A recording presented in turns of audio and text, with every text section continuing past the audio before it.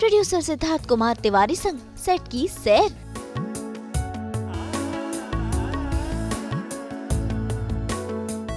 करेंगे अयोध्या नगरी का सैर सपाटा। देखेंगे ग्रैंड सेट के नजारे। सास बहू और बेटियां आज पहुंच गया है उमरगांव, जहां पर कई सारे माइथोलॉजिकल शोज जैसे कि पोरस, श्रीमद् रामायण, शिव शक्ति तप त्याग तांडव और कई ऐसे माइथोलॉजिकल शोज की शूटिंग होती है, जिसके लिए बनाया गया है खास सेट। अलग अलग जगहों पर अलग अलग सेट बनाए गए हैं और आज हमारे साथ खास मेहमान है प्रोड्यूसर सिद्धार्थ कुमार तिवारी, जिनका है स्वास्तिक प्रोडक्शंस, और आज ये करवाएंगे हमें सेट की सैर। तो चलिए सबसे पहले देखते हैं अयोध्या वाला ये सेट, और इस अयोध्या में होती है श्रीमद् रामायण की शूटिंग। टीवी की दुनिया में अगर माइथोलॉजी में अगर किसी ने झंडे गाड़े हैं अपने टैलेंट को दिखाकर, चाहे बात की जाए पोरस की, शिव शक्ति तप त्याग तांडव की, महाभारत की, राधा कृष्ण जैसे शो की, तो वो इस वक्त हमारे साथ है। सिद्धार्थ जी इस वक्त हमारे साथ है। सिद्धार्थ जी, पहले सबसे तो ये बताइए कि स्वास्तिक प्रोडक्शन का हमने इतना नाम सुना है, स्पेशली माइथोलॉजी का जब भी बात आता है कि टीवी पे जिस तरह से भी हमने वो दुनिया देखी है कि किस तरह से उस वक्त में, उस ज़माने में लोग रहा करते थे, चाहे ये कथाएँ जो हमने सुनी हैं वो आपके नज़र से हमने देखी है और सभी को बहुत ही ज़्यादा पसंद आई है। सो ये जो विज़न आपका रहा है, पहले सबसे तो इसके बारे में बताइए। जी, ये ऐसी कहानियाँ हैं जो मुझे लगता है कि बहुत you are blessed to be able to tell the stories, because Mahabharat की कहानी मेरा मन था कि हम एक नई जनरेशन के लिए नए तरीके से बहुत ही डिटेल में घुस के हर कैरेक्टर्स के पॉइंट ऑफ व्यू से उनको समझाते हुए कि ये चीज़ जो हुई वो क्यों हुई, उस तरह से किया। अभी श्रीमद् रामायण के साथ भी तो मुझे लगता है ये मेरी ब्लेसिंग है कि मैं ये दुनियाएँ क्रिएट करता हूँ, इन कहानियों के बारे में पढ़ता हूँ। हर एक चीज़ उस कहानी के लेकर आपको स्वास्तिक भूमि में मिलेंगी, क्योंकि हम किस तरह से हम यहाँ से वो सारी कहानियाँ पूरे देश में, पूरे वर्ल्ड में कहते हैं। तो एक काफ़ी बड़ी ब्लेसिंग है। आई डोंट थिंक उसके बिना इस तरह की कहानियाँ कहने का मौका मिलता है। तो बहुत अच्छा लग रहा है कि आप स्वास्तिक भूमि आई हैं। तो आइए मैं आपको भूमि दिखाता हूँ और देखिए कैसे हम इन कहानियों को यहाँ से कहते हैं। ऑल्सो क्योंकि एक सोच की ज़रूरत होती है, क्योंकि जनरेशन्स का भी बहुत ज़्यादा असर पड़ता है, क्योंकि जो 1990 में हमने जो महाभारत विटनेस किया था, रामायण विटनेस किया था, बहुत ही अलग था। हालांकि कोविड में जब वो दोबारा आया उसके बाद भी उसकी बहुत ही ज़्यादा चर्चा हुई, लेकिन आपने जो जनरेशन है उसको ध्यान में रखते हुए उस लैंग्वेज को, उस फील को क्रिएट किया है। सो ये जो एक विज़न रहा उसके बाद जी, जैसे हर इंसान की सोच होती है वो उसके हिसाब से ही कर सकते हैं। हम सेम किताबें स्कूल में पढ़ते हैं, फिर अलग एग्ज़ाम में अलग अलग आंसर्स लिखते हैं। तो मुझे लगता है कि मेरी जो सोच है, मेरी जो समझ है, जिस तरह की सोच लेकर मेरे अंदर है, उस तरह से मैंने इन कहानियों को इंटरप्रेट किया है। और कहीं ना कहीं बहुत अच्छा लगता है कि ऑडियंसेस को पसंद आता है जिस तरह से हम उसे इंटरप्रेट करते हैं। बिकॉज़ मेरे दिमाग में अगर वो मुझे खुद समझ में नहीं आ रहा है कि ये चीज़ क्यों हुई है और उसके पीछे का मेन सब टेक्स्ट क्या है, तो मानता हूँ कि ये हमारी हिस्टोरिकल कहानियाँ हैं। रामायण मेरे हिसाब से हमारी माइथोलॉजी नहीं है, हमारी हिस्ट्री है। क्योंकि हम जब दिवाली मनाते हैं तो हम मानते हैं कि वो हमारी हिस्ट्री है, पर हम उसे मिथ कहते हैं। तो मैं उसे मिथ नहीं मानता। तो मुझे लगता है कितना हिस्टोरिकली एक्यूरेट और कितने अच्छे तरीके से इस कहानी को अगर हम नई जनरेशन के लिए पेश करें, पुरानी जनरेशन को भी दिमाग में रखते हुए, क्योंकि हम उससे भाव को दूर नहीं लेके जाते, हम इमोशन सेम रखते हैं। कहने की तरीका, सोच और उसका इंटरप्रिटेशन, उसमें जो हमारी खुद की इंटरप्रिटेशन होती है वो करता हूँ। तो कहीं ना कहीं अच्छा लगता है कि इस तरह की कहानियाँ जितने बार भी मैंने कही हैं अब तो लोगों को पसंद आई हैं। तो it's a very different feeling and I think after Mahabharat for me Ramayan की कहानी कहना बहुत बड़ा चैलेंज था, क्योंकि मुझे पूरी कहानियाँ पढ़नी पड़ती हैं, पढ़ के समझनी पड़ती हैं। हमारी रिसर्च टीम्स होती हैं, हम लोग महीनों महीनों सालों सालों डिस्कशंस करते हैं किस तरह से उस कहानी को कहेंगे। फिर हर एक एस्पेक्ट, वेदर वो म्यूज़िक हो, सेट्स हों, एक्टर्स हों, कॉस्ट्यूम हो, हम कैसे व्यूअर्स को उस दुनिया में ले जा पाएंगे कि उनको लगे कि हाँ हाँ हाँ ये उस समय की बात है। तो ये चीज़ें मुझे बहुत ही ब्लेसिंग लगती हैं। मुझे लगता है मेरे पापा का ब्लेसिंग है कि मैं ये कहानियाँ कह पाता हूँ, सच बताऊँ तो। And I am very proud, I really feel that हमारी जो जनरेशन बड़ी हो रही, मैं अपने खुद के बेटे को कहता हूँ, वो देखता भी है कि you have to watch the Mahabharat, you have to watch the Ramayan, क्योंकि ये कहानियाँ हमारे देश के कल्चर हैं। ये कहानियाँ हमारे सोशल फैब्रिक में, हमारे रिश्तों में हर लेवल पे आती हैं। उसमें इतनी अच्छी सीखें हैं कि वो अगर आप समझ जाओ तो आपको, कैसे कहते हैं ना कि महाभारत की भी शुरुआत में लिखा है, what you will find here you will find in the world, what is not here is nowhere. ऐसा कोई इमोशन, ऐसी कोई कहानी, ऐसी कोई चीज़ नहीं है महाभारत में जो आपको दुनिया में नहीं मिलती। तो उस कहानी, इतनी बड़ी बड़ी कहानियाँ हैं हमारे देश में, हम अपने एक यूनिवर्स है, तो उस यूनिवर्स को मैं चाहता हूँ और अच्छे से आगे लेके जाऊँ, तो वही कर रहा हूँ मैं। जी, ऐसे में मेरे जिन दर्शकों को पता नहीं है कि इस वक्त हम उमरगांव में हैं और जो सिद्धार्थ जी का एक स्टाइल रहा है कि वो उमरगांव में आर्टिस्ट को लेकर आते हैं मुंबई से और यहाँ पर रहने के लिए, शूट करने के लिए। ये जो एक विजन है इसके बारे में भी जानना चाहूँगी, क्योंकि कन्विंस कर पाना, क्योंकि अगर कोई शॉर्टलिस्ट हो भी गया है तो उसकी मर्ज़ी भी होनी चाहिए कि वो यहाँ पर आए, और कि क्या एक सोच रही है इसके पीछे? क्योंकि जब मैं महाभारत की शुरुआत कर रहा था तो उस समय से जिस तरह की भव्यता इन शोज़ में है, जितने लार्ज स्केल ये कहानियाँ हैं, तो बॉम्बे में उस तरह की जगहें मुझे नहीं मिल रही थी, मुझे नए लोकेशंस नहीं मिल रहे थे। बिकॉज़ ऐसा नहीं है कि हम सिर्फ एक स्टूडियो के अंदर इन कहानियों को कह सकते हैं, इसमें वॉर है, ट्रैवल है, जंगल्स हैं, बहुत सारी लोकेशंस की ज़रूरत है। तो वो बॉम्बे में मिल पाना बहुत डिफ़िकल्ट हो रहा था मेरे लिए। सो तब मुझे मालूम पड़ा कि 1986-88 की रामायण भी उमरगांव बोल के जगह पे शूट हुई है। तो इस जगह में भी कुछ एक आई थिंक कुछ पायसनेस है कि कहीं ना कहीं हम सब उमरगांव ही पहुंचते हैं। तो फिर मैं उमरगांव आया पहली बार, तो फिर आस्ते आस्ते मुझे लगा कि ये दुनिया यहाँ के लिए बहुत अच्छे से बन सकती है, और अच्छे से कहानी कहने के लिए हमें अपनी एक भूमि क्रिएट करनी पड़ेगी। उसके साथ में जहाँ उस जगह से हम अपनी सारी कहानियाँ कहेंगे, तो इससे स्वास्तिक भूमि की शुरुआत हुई। जब एक्टर्स बोलते हैं कि ये 2.5 घंटे 3 घंटे दूर है बॉम्बे से, और आने जाने में प्रॉब्लम होता है, तो मुझे ऐसा लगता है कि ये कहानियाँ ऐसी हैं कि जो एक्टर्स हैं वो उनको इमॉर्टलाइज कर देती हैं। ऐसा होता है, और जिस भी एक्टर को वो रोल करना होता है ना, वो कभी ये नहीं सोचता है कि कितना डिस्टेंस है और कितना दूर जाना है।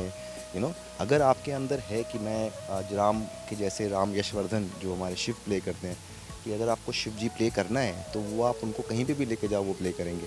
तो distance I don't think is a problem. और इस जगह पे ख़ास बात ये होती है कि हम अपने तरीके से हम उस कहानी को कह पाते हैं। हमारे पास स्केल है, हमारे पास एक इंफ्रास्ट्रक्चर है, तो वो हमने बिल्ड किया है यहाँ। तो अंदर चल के कौन कौन से सेट हम एक्सप्लोर करने वाले हैं? बहुत सारे, जितने आपके पास टाइम है उतना आप एक्सप्लोर कर सकते हैं। It's a 25। हाँ, one more thing I want tell you कि आज भूमि हमने डेवलप किया इतने सालों में। आज ओवर द लास्ट 7-8 साल में हमने आज 25 एकड़ का एक कैंपस बिल्ड किया है यहाँ पर। आस्ते आस्ते ये जगह एक डेस्टिनेशन बन रही है। आप जितने लोगों तक ये पहुँचाएंगे कि हमारी देश की बड़ी कहानियाँ यहाँ से कही गई हैं। आइए देखिए कैसा है रावण की लंका, कैसी है अयोध्या, कैसे है कैलाश। तो आइए आपको दिखाता हूँ।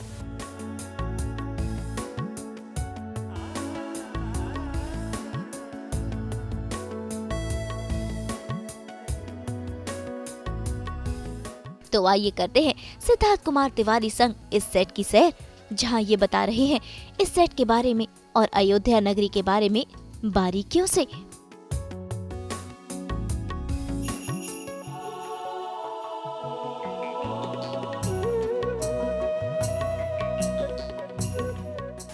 अयोध्या दरबार, ये सभा है जहाँ पे राजा दशरथ बैठते हैं और कल श्री राम बैठेंगे।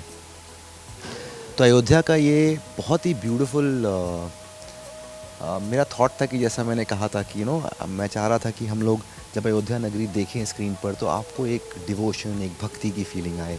जिस तरह का आर्किटेक्चर आज हमने यूज़ किया है, हर एक चीज़, हर एक डिटेल में ये सेम है जो आपने अयोध्या के स्ट्रीट में देखा, अयोध्या के पैलेस के एंट्रेंस पे देखा, महल के ऊपर की तरफ देखा, और अभी यहाँ पर भी बहुत सारी बहुत मेहनत लगी है इस हर एक डिटेल को पकड़ने में। अगर आप देखेंगे किस तरह की नक्काशियाँ, किस तरह के फील हमने दिए हैं ओवरऑल, तो बहुत ही पायस और प्योर लगनी चाहिए थी ये जगह। तो कहीं ना कहीं बहुत सुंदर लगता है मुझे यहाँ पे आकर। ये हमारा अयोध्या का मेन दरबार है जहाँ पर सारी कहानियाँ हमने अभी यहाँ पे कही हैं। तो ये जैसे मेन बैठने की जगह है, यहाँ पे राजा दशरथ बैठते हैं, वहाँ पे रानियाँ बैठती हैं दोनों तरफ में, क्योंकि उस समय ऐसा नहीं था कि सिर्फ पुरुष ही अलाउड है। Society was much different at that point in time. तो ये दरबार में पूरे लोग यहाँ नीचे बैठते हैं। हमने ये लेवल्स वाली फील दी जहाँ पे नॉर्मल जो जनता होगी वो बैठ के खड़े होके ऊपर वाले एरिया से देख सकते हैं। हम वो पूरे ऊपर वाले एरिया में चल के जा सकते हैं to create some levels in the world of Ayodhya. And I really wanted this colour scheme. अगर आप देखेंगे कि जिस तरह से हमने इसको पेंट किया है, जो कलर का फील दिया है, that's a very warm, it makes you feel more comfortable, it's not cold, you know, it gives you a feeling that this is a place where you can sit, you know, it should be very welcoming. Ayodhya has to be very welcoming. इसके मुकाबले अगर आप लंका देखोगे तो वो gold होगा, वो उसकी फीलिंग बहुत अलग होगी. So I have been trying to get that feeling here and I really find it very beautiful. I think Umang has done a beautiful job with making this set finally, because on paper जब हम सोच रहे थे, बात कर रहे थे, वो चीज़ें अलग होती हैं. जब फाइनली हम बनाते हैं और उसे देखते हैं, काफ़ी आइट्रेशंस हुए इसमें, एक दो बार काफ़ी चेंजेस हुए, 3-4 बार हमने अलग अलग कलर किया. फाइनली मुझे लगा ये colour with that kind of a finish what we have done. अगर आप देखेंगे तो वो मूर्तियाँ बैकग्राउंड से अलग हैं. ऐसे अगर आप देखेंगे तो ये यू नो जिस मूर्तियों का जो फिनिश है, ये थोड़ी पुराने वाली फील दी है हमने. तो इसकी जो फील है विज़ावी जो बैकग्राउंड है, उसमें एक डिफरेंस है, एक फिनिश्ड वाला एक ओल्ड एजिंग का फील दिया है हमने. तो हमने इसकी भी 4-5 ऑप्शंस किए थे कि कौन सा वाला कैसा लग रहा है, और फिर हमने सब जगह पे किया. तो हमने 2-3 वर्जन्स ट्राई किए थे. तो फाइनली अच्छा लगता है यहाँ पे आज खड़े होके. जिस तरह से अयोध्या की हमारी राम जन्मभूमि की मंदिर बनी है, यू नो, जो टेक्सचर कलर लिया गया है वो बिल्कुल हिस्टोरिकली एक्यूरेट. इसीलिए आपको सिमिलैरिटी दिखती है, बिकॉज वो हिस्टोरिकली एक्यूरेट फील दिया है. उसको जिस तरीके से उन्होंने बनाया है वो बहुत ब्यूटीफुल है. और वो मैं चाह रहा था, ऐसा नहीं था कि हम भी बना ही रहे थे, it's not like I have copied somebody, but I feel that's very authentic and I wanted to do very authentic work. मैं चाह रहा था कि बहुत इस रामायण के थ्रू से हर एक चीज़, हर एक डिटेल बहुत गहराई के साथ में प्रेजेंट करूँ लोगों को. So this was also a part of it and I really wanted to do it with a lot of love. I feel it's very beautiful. I like the detailing. मुझे हर छोटी छोटी चीज़ों से बहुत प्यार है यहाँ पे. मेरी फेवरेट एक और चीज़ है यहाँ पे, हमने उसमें भी कुछ वर्जन्स बनाए थे. ये जो आप एक मंदिर का जो ये स्ट्रक्चर आप देख रहे हैं, जो आपको हर जगह दिखेगा, यहाँ पर, इसके वहाँ पे, उस जगह पे, अयोध्या के शहर के एक्सटीरियर में, अगर आप देखोगे पैलेस के एक्सटीरियर में, यू नो, मुझे चाहिए था कि एक मंदिर वाली फील हो. मतलब आप अयोध्या देखें तो आपको लगे कि ये एक मंदिर है, यहाँ श्री राम का जन्म हुआ है. तो वो चाह रहा था मैं. तो उसके लिए हमने कुछ और वर्जन्स बनाए थे, पर उसके बाद मुझे लगा कि ये वाला और इसकी फीलिंग काफ़ी पॉजिटिव है. तो ये चीज़ फिर हमने सब जगह रिप्लेस की. It delayed the set by another 2 months. ये जो आप अभी देख रहे हैं, अगर आपने एपिसोड्स में देखा है, ये तो अभी हम लोग आपको यू नो ऐसे ही मैं प्रेजेंट कर रहा हूँ. ये दिए हमने लगाए हैं because all of you guys have come here. But जो फाइनली जब हम लोग शूटिंग करते हैं, जब हम लोग इसको ऑन एयर दिखाते हैं, तो हर सीन के हिसाब से हम अलग तरीके से उसके सेटअप्स करते हैं, अलग अलग लुक में करते हैं. आपने देखा होगा. But at the core the feeling of Ayodhya के सीन्स का मैं चाह रहा था एक पर्टिकुलर सुर में आए. तो हमने अभी तक वही चीज़ की कोशिश की है. So I hope you really like this beautiful set of mine. I hope you like the beautiful world of Ayodhya.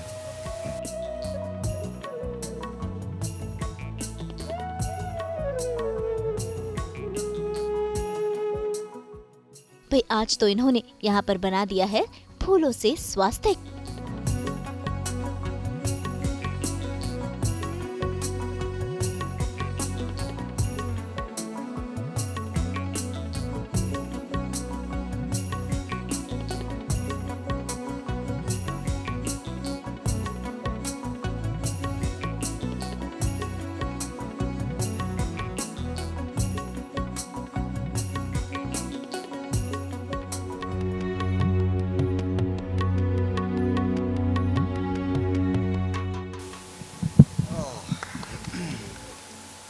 कैसा लगा आपको?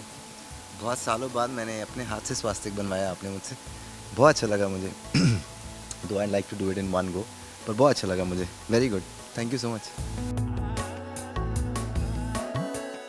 भाई अयोध्या नगरी की सैर तो हमने कर ली, अब चलते हैं बाकी के सभी सेट्स की सैर करने के लिए. तो अब हम आ गए हैं हमारे बहुत ही एक इम्पॉर्टेंट रामायण की कहानी से जुड़े एक दुनिया में, जिसे हम सोने की लंका मानते हैं. तो आइए ये देखिए हमारी सोने की लंका. ये एक ऐसी दुनिया है जो मुझे इस कहानी को कहते हुए क्रिएट करने की बहुत ज़रूरत थी कि कैसे सोने की लंका होगी, कैसे रावण रहते होंगे, वो दुनिया कैसी होगी. तो बहुत सोचा हमने कि हम साउथ इंडियन वर्ल्ड के आर्ट को हमने फॉलो किया। हमने बहुत सारा रिसर्च किया देखने के लिए कि हमारे मंदिर, पुराने साउथ इंडियन मंदिर में किस तरह के डिटेल आर्किटेक्चर हमारे पास हैं अवेलेबल। उसके बेसिस पे डिज़ाइन रखकर उमंग कुमार जो हमारे प्रोडक्शन डिज़ाइनर हैं, उन्होंने ये डिज़ाइन पूरे सिंहासन का और ये दुनिया बनाई। बिकॉज़ बहुत इम्पॉर्टेंट था कि ये वर्ल्ड हम इस तरीके से प्रेजेंट करें कि लोगों को लगे कि रावण की लंका सही में रावण की लंका थी। तो ये वो दुनिया है जो आप सबके सामने है।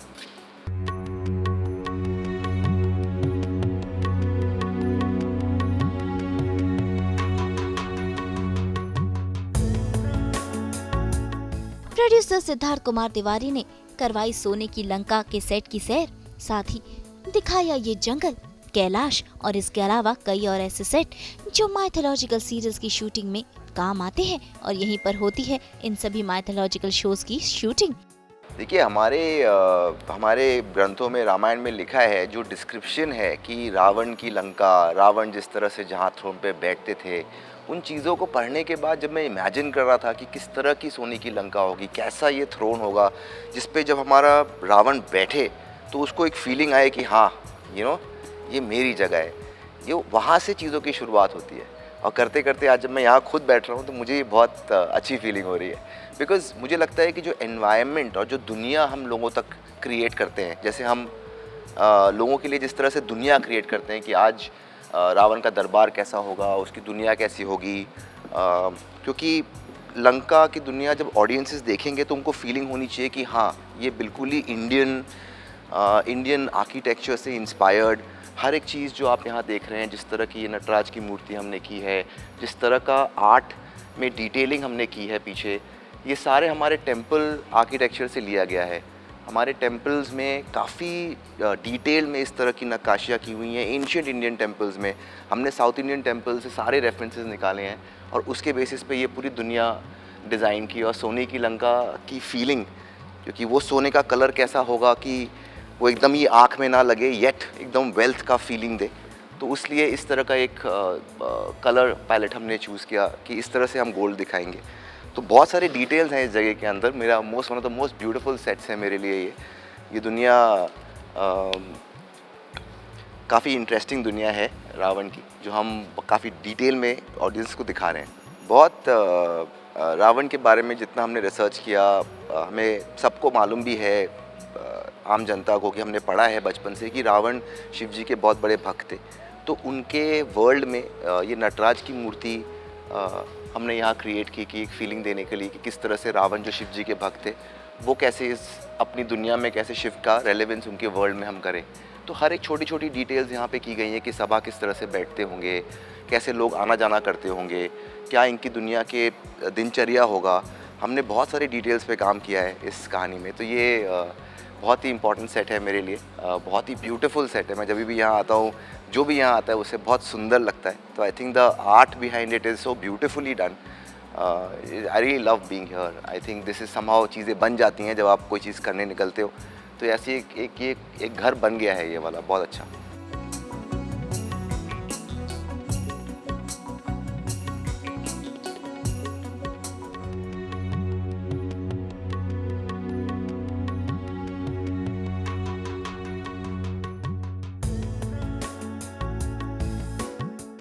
ये उस ज़माने में जिस तरह से हमने यहाँ पे एक सीटिंग अरेंजमेंट की है, बहुत इम्पॉर्टेंट था कि हम रावण की दुनिया में ऐसा दिखाएं कि वो सिर्फ़ और सिर्फ अपने बारे में, उसकी जो ज़िंदगी है, उसकी जो सोच है, वो हम यहाँ पे दिखाएं और सभा के लोग सब आसपास बैठते हैं। ये one of my favourite set, जैसा हमेशा बोलता हूँ, ये दुनिया मेरे लिए बहुत अमेजिंग है। चलिए आपको और नई दुनिया दिखाता हूँ यहाँ पे, आइए।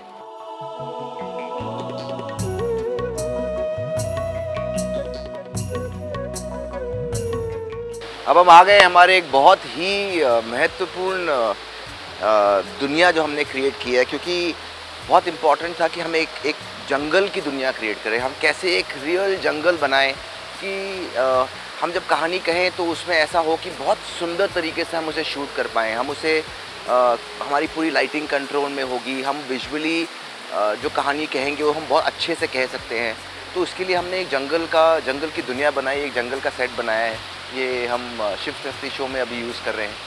ये जंगल की हमारी पूरी दुनिया है, अलग अलग जोन्स बनाए हैं इसमें कि आप हर सेगमेंट में एक अलग तरह का जंगल का फील दें और डिफरेंट सिनारियोज़ में अलग अलग सिचुएशंस के हिसाब से इसमें नए नए सेटअप्स भी होते रहते हैं। जैसे अभी हम एक ये पूरी चीज़ देख रहे हैं यहाँ पर।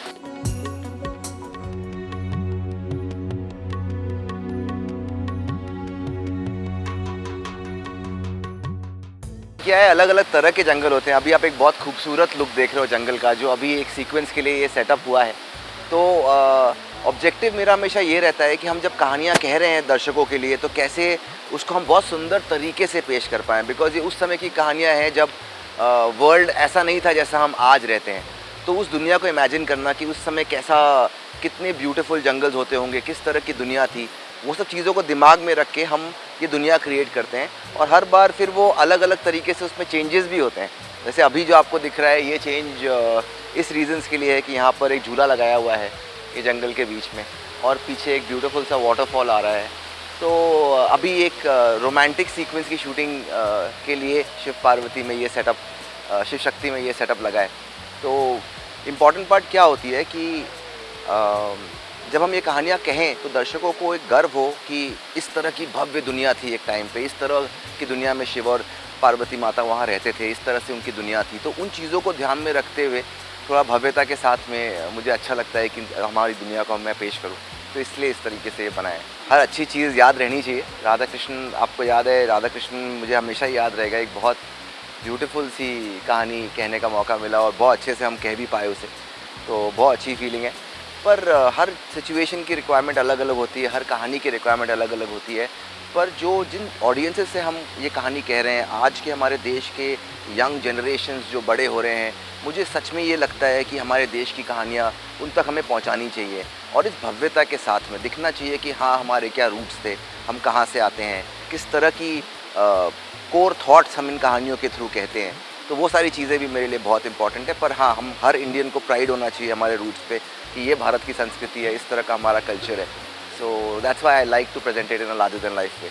तो जंगल बनाने में बहुत मेहनत लगती है, अलग अलग जोन क्रिएट करने पड़ते हैं हमें कि हर बार ये जंगल कहीं ना कहीं से अलग लगे दर्शकों को।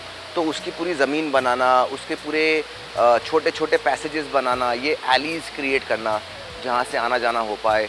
हर अलग जगह को हम अलग तरह से ट्रीटमेंट करते हैं कि जब आप अगर कैमरा हम वहाँ ले जाके देखेंगे तो हमको बिल्कुल ही अलग तरह का जंगल दिखेगा। उससे कहानी कहने में एक नयापन हमेशा बरकरार रहता है। ऑडियंसेस के लिए हम अच्छे से उन कहानियों को कह पाते हैं। तो अलग अलग जोन्स दिखेंगे आपको, नैरो पैसेजेस, यहाँ पे ऊपर से ब्रिज जाता हुआ, वहाँ से ब्रिज जाता हुआ है, इस तरफ में अगर आप जाएंगे तो वहाँ पे एक और पानी की जगह बनी हुई है। वहाँ पीछे की तरफ वापस से एक अलग तरह का जंगल का स्ट्रक्चर है। तो बहुत सारी जंगल की इंटरेस्टिंग दुनिया है। उमरगांव से रोशनी विश्वकर्मा के साथ ब्यूरो रिपोर्ट।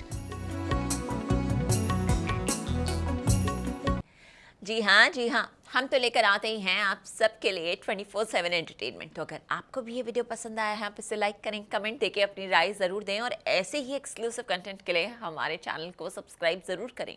अगर आप यही वीडियो फेसबुक पर देख रहे हैं तो हमारे फेसबुक पेज को भी फॉलो ज़रूर करें और साथ ही साथ हमें फॉलो करें इंस्टाग्राम पर भी। नाम तो आप सब जानते ही हैं, सास बहू और बेटियाँ। बाय।